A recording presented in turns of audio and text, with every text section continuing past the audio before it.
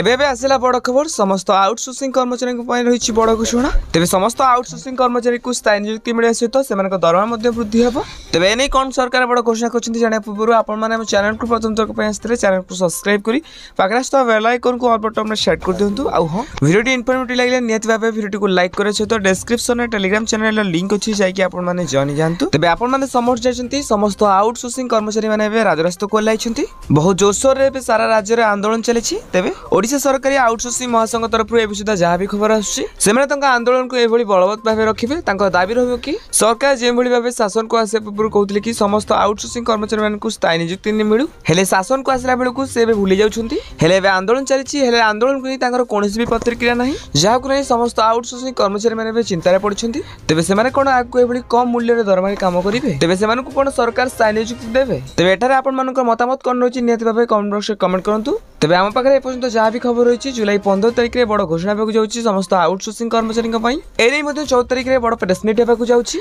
तेज सरकार तरफ कौन घोषणा कर सर्वप्रथम जानापी आम चैनल को सब्सक्राइब करूँ आ हाँ ये वीडियो केमती देखते निहत भाव कमेंट बॉक्स कमेंट करूँ।